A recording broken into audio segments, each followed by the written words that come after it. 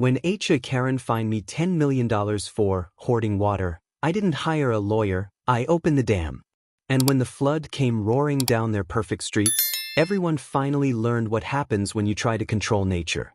The letter came on a Monday morning, thick white envelope stamped with the HOA seal. Violation, hoarding water. Fine, $10 million. My wife, Clara, gasped. I stood in disbelief, coffee shaking in my hand. Our pond, a natural runoff from the hills, was now a controlled reservoir. According to Karen, that made me a criminal. Karen Stokes, our HOA president, strutted up our driveway later that day. Clipboard in hand, sunglasses reflecting our pond like she owned it. Rules are rules, she said smugly. No private citizen can retain that much rainwater. Before we go on, please, where are you watching from and what time is it right now?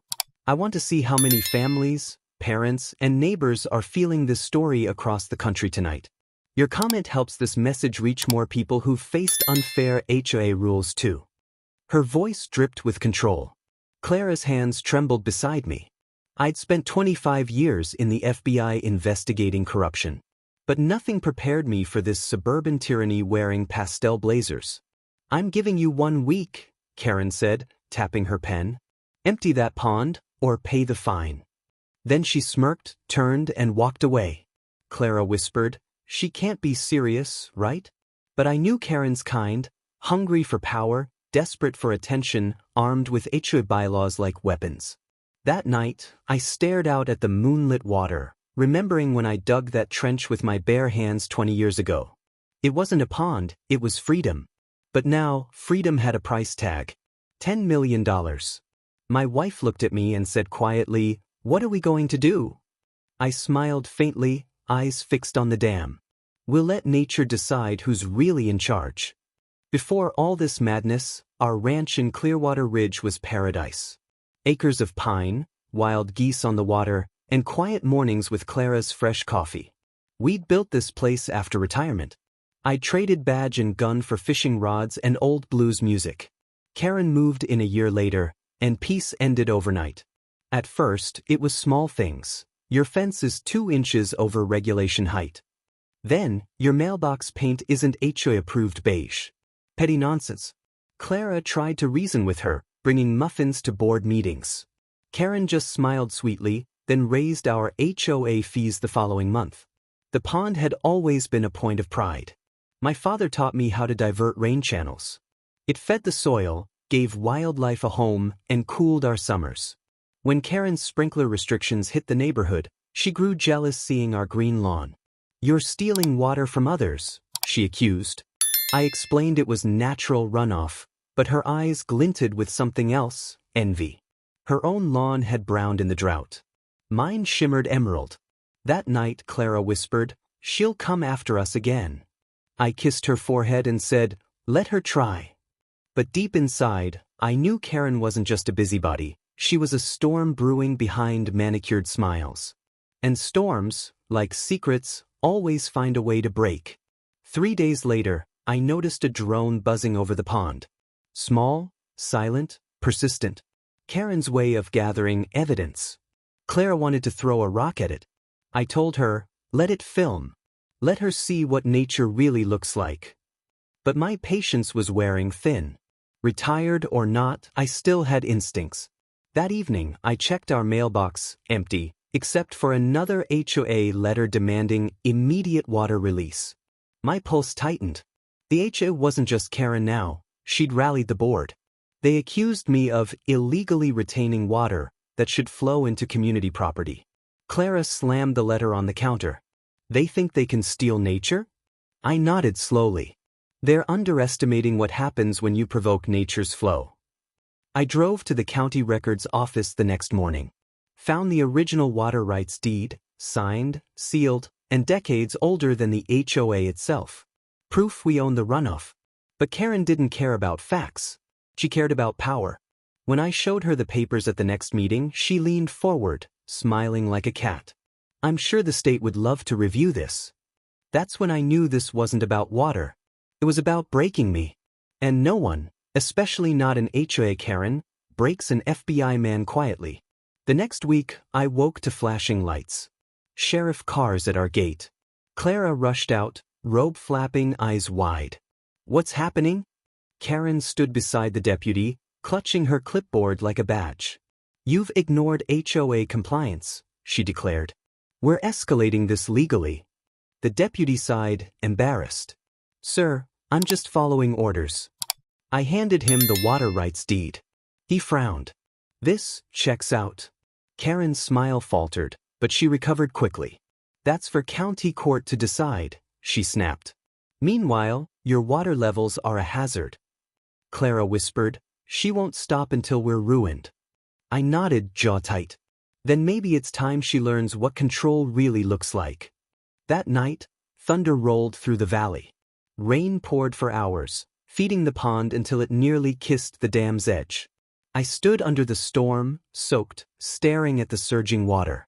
It was beautiful, wild, unstoppable, everything Karen wasn't. Clara joined me, umbrella trembling. What are you thinking? She asked. I looked at the dam and whispered, physics doesn't care about rules. Lightning split the sky, and for the first time, I stopped feeling afraid of Karen. She declared war on nature itself, and I was done defending her from the outcome. Clara and I sat at the kitchen table the next morning. The rain hadn't stopped, and the dam groaned softly outside. Nature was speaking. I built that dam to protect our home, I said. But maybe protection's not what we need anymore. Clara's eyes searched mine, uncertain. Let it go, she whispered. I nodded slowly. Karen wants control. Let's give her all the water she thinks she owns. Clara's lips trembled. That could flood half the HOA. I smiled faintly. Then half the HOA will understand what nature thinks of their rules. I walked to the tool shed, opened the old rusted box from my FBI days. Not weapons, tools for precision, for control. For undoing control. By dusk, the rain returned. I knelt by the dam's lock valve, hands trembling, not from fear, but from 20 years of bottled restraint.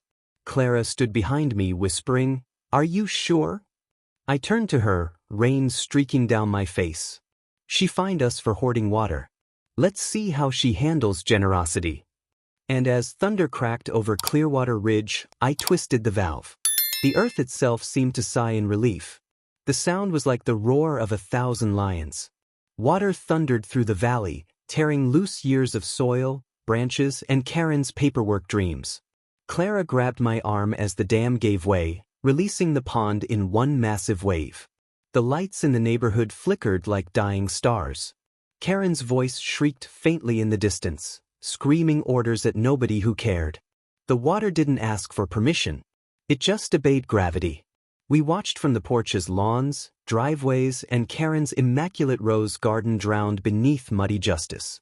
By morning, the valley was silent. The air smelled like earth and truth. Nature had spoken, and she didn't stutter. The county declared the area a flood zone. Karen tried blaming us, but the weather records showed the storm broke historical rainfall limits. Our pond was gone, but so was her authority. The HOA meetings went silent after that day. Clara held my hand. "Do you regret it?" she asked softly. I looked at the horizon where sunlight glimmered on the new stream. "No," I said. Nature just corrected a mistake. A week later, reporters crowded the street. Retired FBI couple survives HOA disaster. The irony made Clara laugh until she cried. Karen avoided the cameras, hiding behind her shutters. Her yard, once perfect, was now a muddy creek filled with cattails and frogs. When the insurance adjuster came, he ruled it an act of God. The HOA couldn't claim damages from us. Physics had given its verdict. Neighbors quietly thanked us. "You broke the curse," old Mr. Danton said. "Karen's been terrorizing us for years." Clara smiled through tears. I fixed fences, repaired pipes, helped others drain their yards. No one blamed me. They understood, some storms aren't man-made. There aren't. One evening, Karen finally approached, shoes caked in mud. "You destroyed my home," she hissed. I met her eyes, calm and steady. "No, Karen. You built it in the flood's path." She said nothing, just turned and walked away, clipboard limp in her hands. That night Clara whispered, "It's over." But I knew better. Storms leave marks you can't wash away. Still, for the first time in years, the valley slept peacefully. Karen's control crumbled faster than her front porch. HOA members resigned. The board dissolved under lawsuits and flooded properties. The local paper called her the Queen of Mud. It wasn't kind, but it was true. Her reign had ended with one storm and one decision. I didn't celebrate. I just watched from my porch as bulldozers tore down her destroyed fence, where her rules once ruled every inch. One afternoon, she showed up again. No clipboard this time. Just tired eyes. "You planned it, didn't you?" she whispered. I shook my head. "I planned to survive. Nature planned the rest." She sighed, broken. "You could have warned me." I looked at her. Tried. "But you don't listen, you fine." She turned away, shoulders heavy, a queen dethroned by her own greed. Clara joined me later, resting her head on my shoulder. "You think she'll ever learn?" I smiled softly. "Maybe. Or maybe nature has to remind her again someday." For once, the pond bed lay quiet, reborn as a wild stream untouched by rules. Months passed. Grass grew where the dam once stood. Nature healed faster than bureaucracy. Then one morning, another envelope arrived. County seal this time. Clara froze. "Not again." Inside, a note, water flow stabilized. "Your property is now a protected natural wetland.